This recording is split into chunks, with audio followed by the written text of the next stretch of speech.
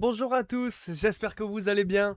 Aujourd'hui les amis, deuxième vidéo de la journée et là on va s'attaquer au résumé à l'analyse du match de France-Irak, le match le plus long de l'histoire de la Coupe du Monde.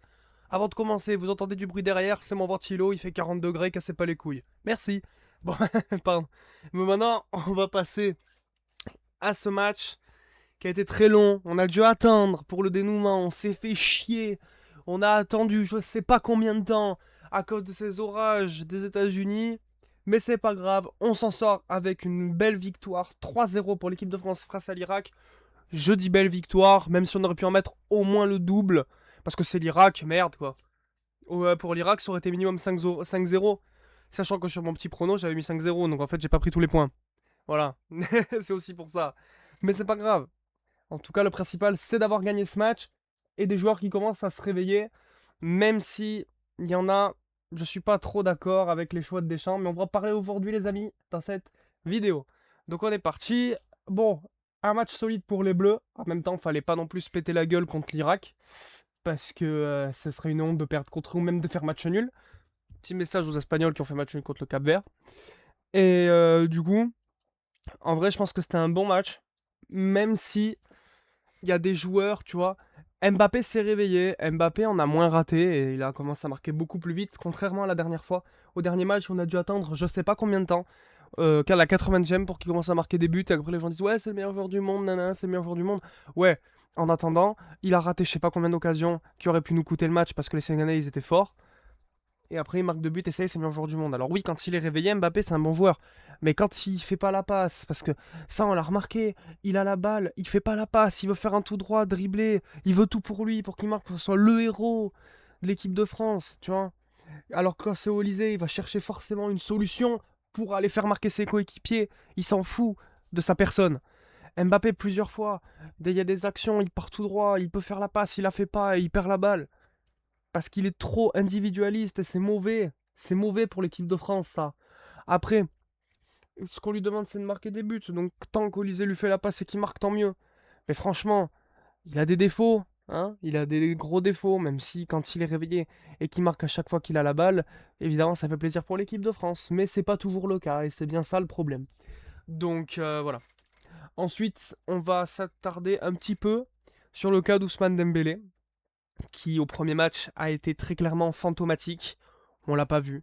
Parce que Deschamps faisait des mauvais choix, de le faire jouer en milieu offensif alors que c'est un joueur qui joue buteur avant-centre au PSG et qu'il est très fort et on le voit bien. Alors, tu t'acharnes à le mettre à des postes qui lui va pas bien pour pas créer de problème avec les autres. Parce que pourquoi? Parce que Mbappé, oui, Mbappé, il est avant-centre depuis qu'il est au Real Madrid. Certes, il marque des buts, ça marche bien pour lui. Sauf qu'en équipe de France, ça va pas puisqu'il joue pas pareil qu'au Real.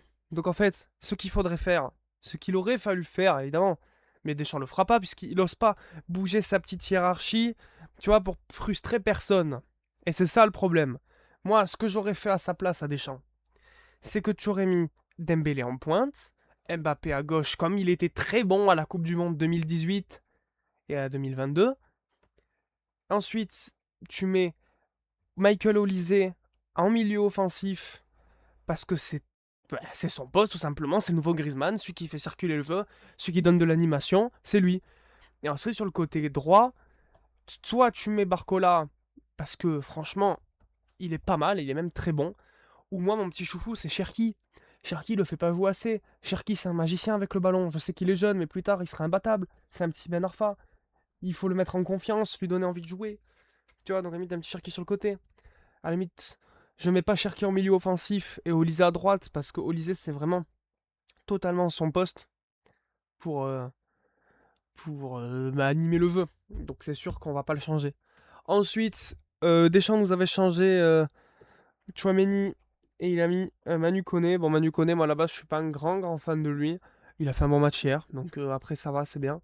Ensuite, oui, Hernandez qui a été remplacé par Digne. Ben, ça faudrait faire à tous les matchs parce qu'Hernandez il a plus son explosivité d'avant. Il est beaucoup moins fort qu'à l'époque et il est faible et ça se ressent. Alors que Digne il donne de l'envie et c'est beau de voir des gens qui se battent pour l'équipe de France. Voilà, surtout. Ensuite, en termes de déroulé de match, on entame bien. Après, juste avant la mi-temps, on s'est trop posé après la pause fraîcheur. En fait, on s'est reposé sur le fait qu'on menait, je pense, comme d'habitude, parce que les joueurs ont un melon énorme. Pour la plupart, attention, et peut-être qu'ils se sont reposés en se disant c'est que l'Irak. En tout cas, l'Irak, ils ont eu quelques occasions pendant ce laps de temps-là. Ensuite, c'était la mi-temps. On s'est dit, bon, il n'y a pas la pluie, il n'y a pas l'orage, parce que évidemment, je sais pas combien de fois ils nous ont dit peut-être que ça va être annulé parce qu'il y a l'orage, parce que machin. On était content, ben non. On s'est mangé une interruption de 2h10. Je n'en pouvais plus. En plus, j'avais envie de regarder Sénégal-Norvège après. Ben, j'ai pas pu. Enfin, j'ai regardé la fin, quoi. Je me suis endormi comme une merde, mais ça, c'est un détail. Ce que je veux dire, c'est que putain, c'était long. Et c'était long, et tu les entendais parler, ouais, il faut 30 minutes sans éclair. Si jamais il y en a un, le compteur repart à zéro. Et c'est affreux, c'est affreux.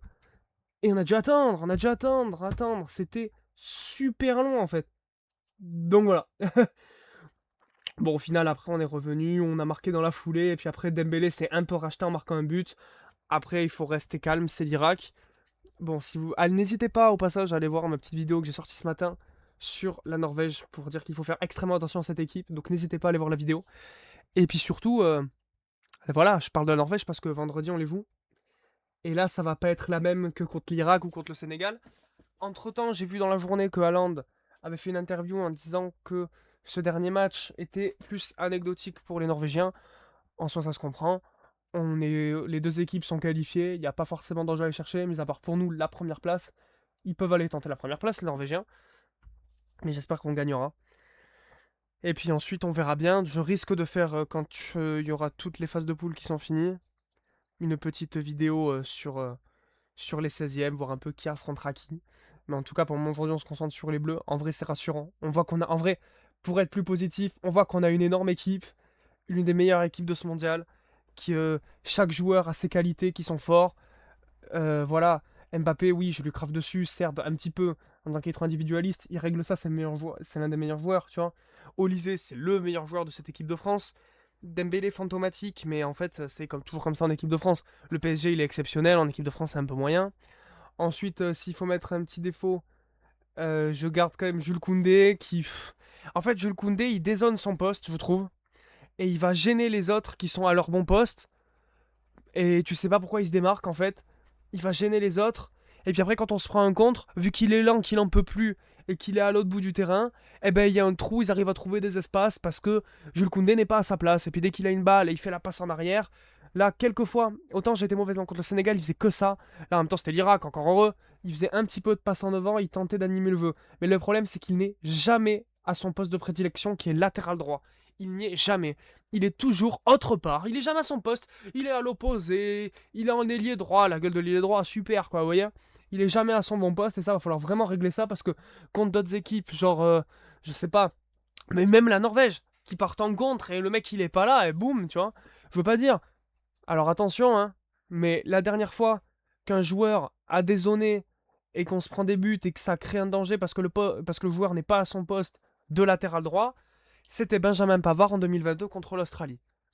On ne l'a plus jamais revu, quasiment en équipe de France. Koundé, ça fait je sais pas combien de fois qu'il le fait, et Deschamps le laisse. Voilà, c'est peut-être un point noir, je sais pas ce qu'il lui trouve à ce joueur. Après, on n'est pas coach, on n'est pas en interne, mais par contre, voilà, s'il y a un choix que je comprends pas, c'est sincèrement celui-là, les amis. Donc, voilà, c'était mes petites impressions, mon petit débrief de ce match France-Irak.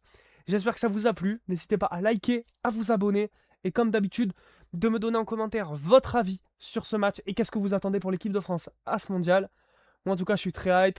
Là, bon, je vais pas en dire plus, on est sorti de la période d'examen. Maintenant, on va se chauffer nos races à la Coupe du Monde, on va se régaler. Donc voilà, n'hésitez pas à liker, à vous abonner. C'est très important pour le développement de la chaîne. C'était MyTix, les amis. Portez-vous bien et nous on se dit à la prochaine pour une prochaine review sur un match de la Coupe du Monde. Et c'est parti, portez-vous bien. Ciao.